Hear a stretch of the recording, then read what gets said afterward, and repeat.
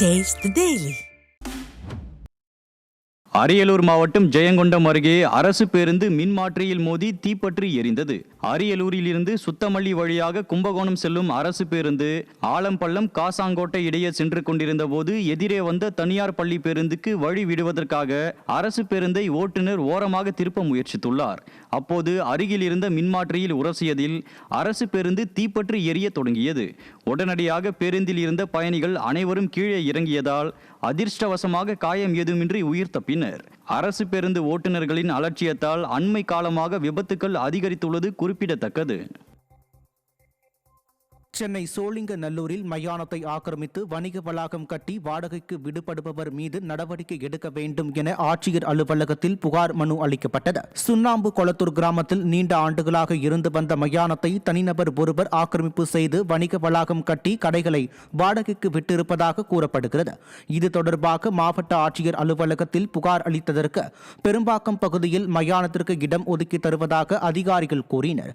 5 kilometre தூரத்திற்கு இறந்தவர் உடலை கொண்டு செல்வது சிரமம் என்பதால் ஏற்கனவே இருந்த மயானத்தை மீட்டு தரக்கோரி மீண்டும் மாவட்ட ஆட்சியர் அலுவலகத்தில் புகார் அளிக்கப்பட்டுள்ளது. கடலூர் மாவட்டம் கீரப்பாளையம் அருகே ஆமை வேகத்தில் நடைபெற்று வரும் சாலை பணிகள் காரணமாக வாகன ஓட்டிகள் கடும் அவதிக்கு உள்ளாகி வருகின்றனர். வால்கரைமேடு பண்ணப்பட்டு சாலையில் சுமார் 10 கிலோமீட்டர் தூரத்திற்கு நடந்து வரும் பணிகளுக்கான பழைய சாலையை பெயர்த்தெடுத்து பக்கவாட்டில் போடப்பட்டுள்ளதுடன் புதிய சாலைக்காக கருங்கல் ஜல்லிகள் சாலை முழுவதும் கொட்டப்பட்டுள்ளது. இதனால் இப்பகுதி வழியாக செல்லும் வாகன ஓட்டிகள் மற்றும் பொதுமக்கள் விபத்து ஏற்படும் அச்சத்துடன் பயணிக்கின்றனர். ஸ்டாலின் அரசின் நெடுஞ்சாலைத்துறை நிர்வாகம் பணிகளை விரைந்து முடிக்க வேண்டுகோள் விடுத்தனர். திருவள்ளூரை அடுத்த காக்கலூரில் முழங்கால் அளவுக்கு மழைநீர் தேங்கியதால் பொதுமக்கள் மிகவும் அவதியடைந்து வருகின்றனர். டீச்சர்ஸ் காலனி 3வது அவென்யூ பகுதியில் தேங்கிய மழைநீரை வெளியேற்ற புகார் அளித்தும் நடவடிக்கை எடுக்கப்படாத நிலையில் தேள், பாம்பு உள்ளிட்ட விஷப்பூச்சிகள் தேங்கிய நீரில் இருப்பதால் பள்ளி கல்லூரி மாணவர்களும் மருத்துவமனைக்கு முதியோரும் செல்ல முடியாத நிலை உள்ளது. விடியாத ஸ்டாலின் மாடல் அரசின் மாவட்ட நிர்வாகம் உடனடியாக தலையிட்டு நிரந்தர தீர்வு தர வேண்டும் என அந்த பகுதி மக்கள் கோரிக்கை விடுத்துள்ளனர். மழை வந்தாக்கா அதிகமான தண்ணி வந்துடுது. இதனால் பாம்புங்க எல்லாமே வருது. எல்லாம் கதவு அடைச்சே வைக்கிறோம். கதவும் திறக்க முடியல. குழந்தைங்களுக்கு ஸ்கூலுக்கிட்டும் போகவும் கஷ்டமாக இருக்குது. ஒரு அத்தியாவசிய பொருள் வாங்கிறதுக்கு போகிறதுக்கும் இதுவாக இருக்குது. ஹாஸ்பிட்டல் போகிறதுக்கும் இதுவாக இருக்குது, கஷ்டமாக இருக்குது.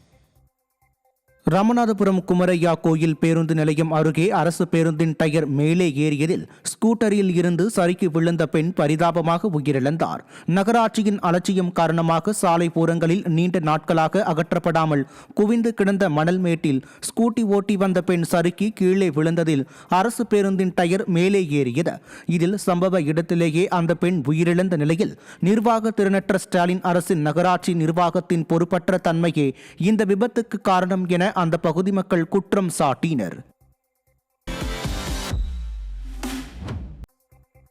கடலூர் மாவட்டம் புவனகிரி அருகே தார் சாலை உள்வாங்கி விரிசல் ஏற்பட்டுள்ள நிலையில் அதிகாரிகள் சாலையை சீரமைக்காமல் அலட்சியம் காட்டுவதாக புகார் எழுந்துள்ளது. கந்தகுமாரன் சிதம்பரம் வழித்தடத்தில் உள்ள கொடியாலம் பகுதியில் சாலையில் விரிசல் ஏற்பட்டு குண்டும் குழியுமாக காணப்படுவதால் அப்பகுதியில் விபத்துக்கள் தொடர்கதையாகி வருகிறது. 50க்கும் மேற்பட்ட கிராமங்களுக்கு பிரதான வழித்தடமாக உள்ள இந்த சாலையை சீரமைக்குமாறு அதிகாரிகளிடம் முறையிட்டும் இதுவரை எவ்வித நடவடிக்கையும் எடுக்கவில்லை என குற்றச்சாட்டு எழுந்துள்ளது.